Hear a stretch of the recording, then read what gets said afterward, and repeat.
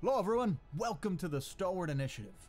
We're back with our final look at the newest Unearthed Arcana released, Unearthed Arcana 2020 Subclasses Part 4.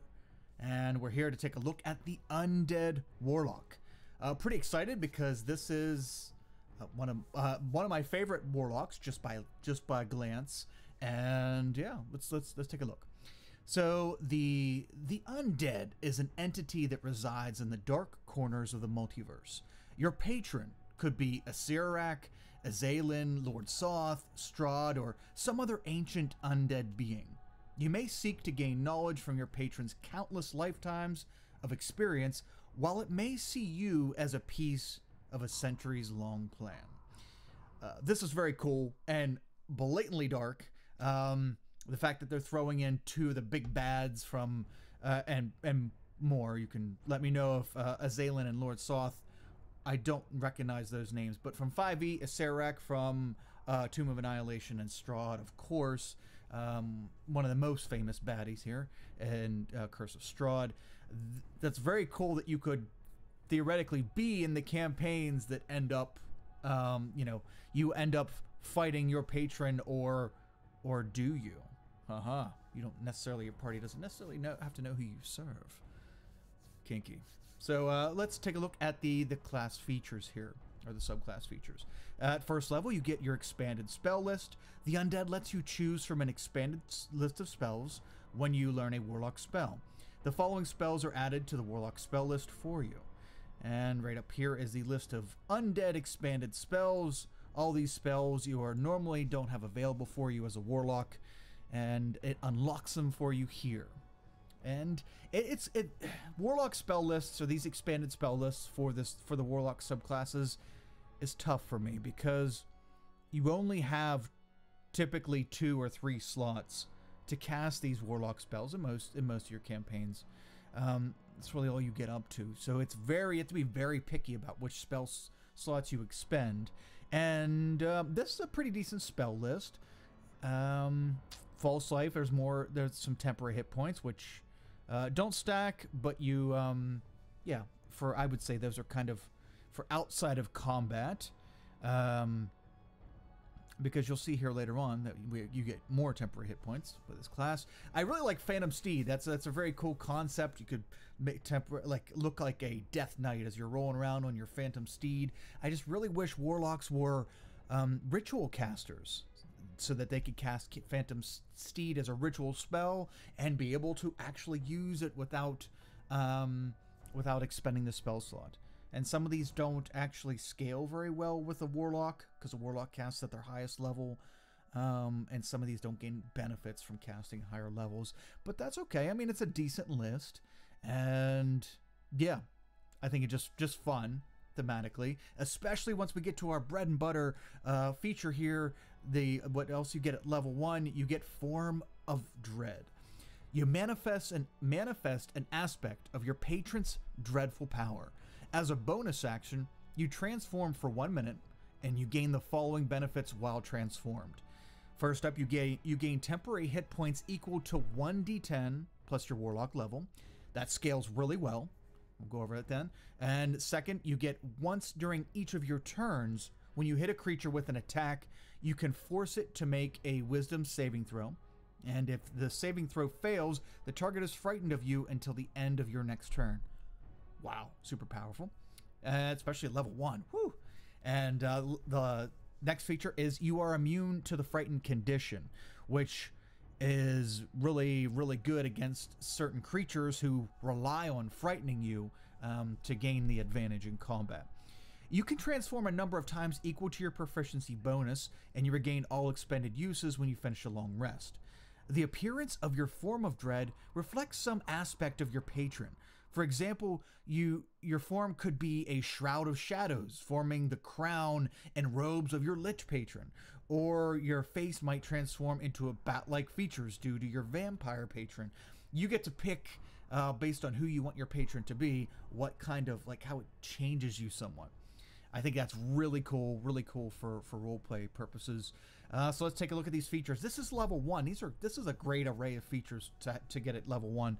temp hit points, so 1d10 plus your warlock level, so you're immediately getting 2 to 11 temporary hit points every time you take this dread form. And the temporary hit points don't fall off, as far as I can tell, don't fall off when you leave dread form. No, not till you rest do temporary hit points fall off. So that's cool. That's cool. Even if you don't use it for anything in combat, you still retain those temporary hit points. And this this feature that makes this will scale well. How do I put it? This will scale well. Having the creatures that you hit with your attacks make wisdom saving throws.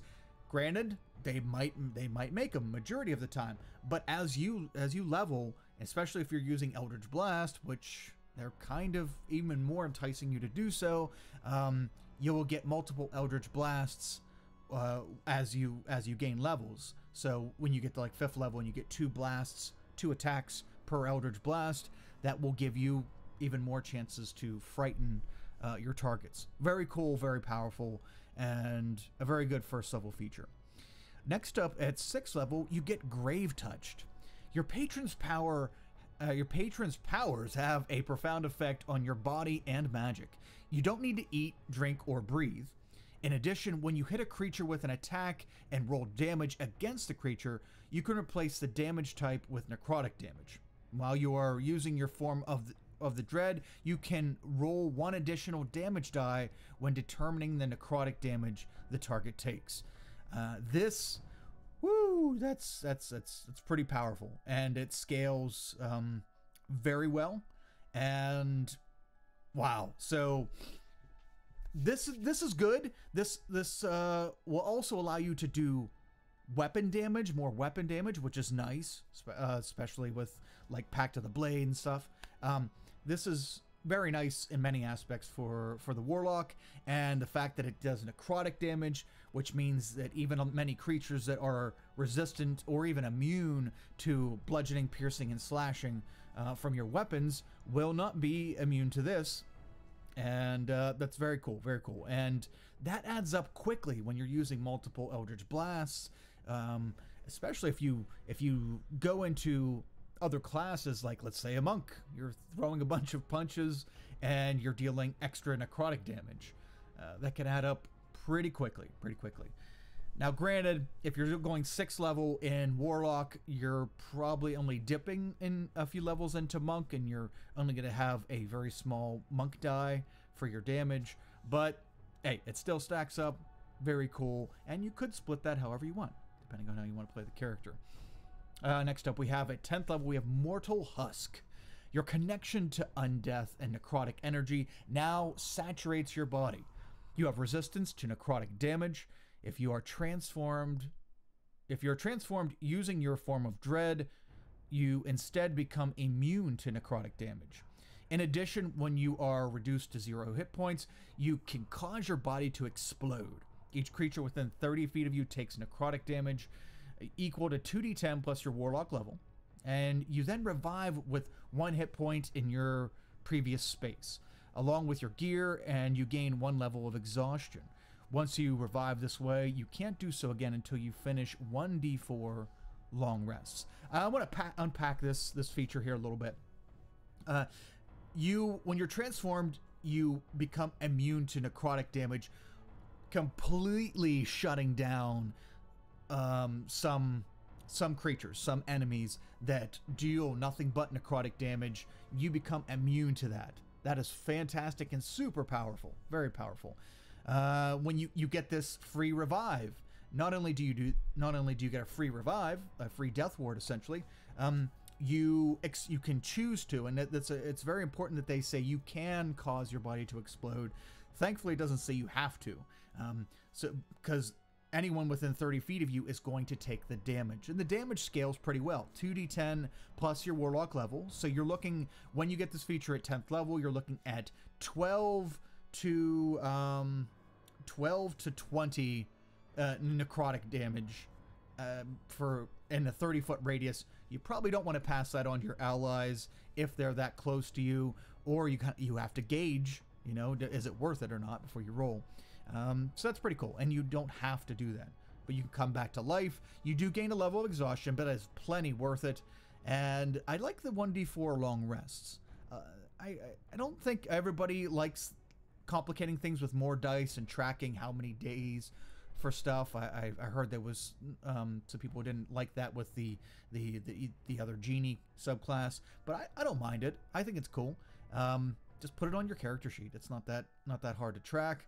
But yeah, I like it. I think it's cool, and you have to gauge it. You're like, this could take up to 4 days for me to get this back. I need to be a little more careful with it instead of just popping off and knowing that it's going to reset after a long rest. So this is pretty cool.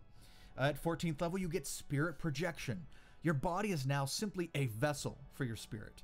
As an action, you can project your spirit from your body. The body you leave behind is unconscious and in a state of suspended animation. Your spirit can remain outside your body for up to 1 hour or until your concentration is broken, as if you're concentrating on a spell. When your projection ends, your spirit returns to your body, or your body magically teleports to your spirit space, your choice. While projecting your spirit, you gain the following benefits. Already I can think of 1,000 instances where this will be awesome. You need to get into an area, you turn into a spirit, you float on in there, and then you bring your body to you. You teleport your body to you. This could be really cool. Let's see what other benefits are. Your spirit and body gain resistance to bludgeoning, piercing, and slashing damage. And when you cast a spell of conjuration or necromancy school, the spell doesn't require verbal, semantic, or material components that lack a gold cost. And you have a flying speed equal to your walking speed and can hover. You can move through creatures and objects as if they were difficult terrain, but you take 1d10 force damage if you end your turn inside a creature or object. And while you're using your form of dread, once during each of your turns, when you deal necrotic damage to a creature, you regain hit points equal to half the amount of necrotic damage dealt. Whew! That's a lot of features, and they're all good. They're all good. Being able to cast the conjuration and necromancy spells without requiring components, semantic or basically you can. It's like a subtle spell. You not only will they not know you're doing it, no one will know you're doing it, as long as it doesn't require something that has a gold cost. You don't need anything for it. It's just kind of it happens, and they can't pin it on you. I mean, unless they see you floating around there, then it's kind of a gimme. But you gain resistance to damage, which is good. The regular 3 types of damage. And yeah, unfortunately, if somebody's whacking away at your unconscious body, resistance or no resistance, you're gonna have to make those constitution or those concentration checks to concentration con saves to make sure that you're not breaking concentration. And I wonder how that works. If it's your concentration's broken, do you get to choose where you go? I'm going to assume you still get to choose if your body zips to you or you zip to your body right in that instance when it happens. Very cool to maybe play with as a DM and player, as long as you guys agree. So yeah, flying speed, very cool. All very cool features. This subclass. Oh, here we go. Once you use this feature, you can't do so again until you finish a long rest. Forgot to throw that in there. Yeah.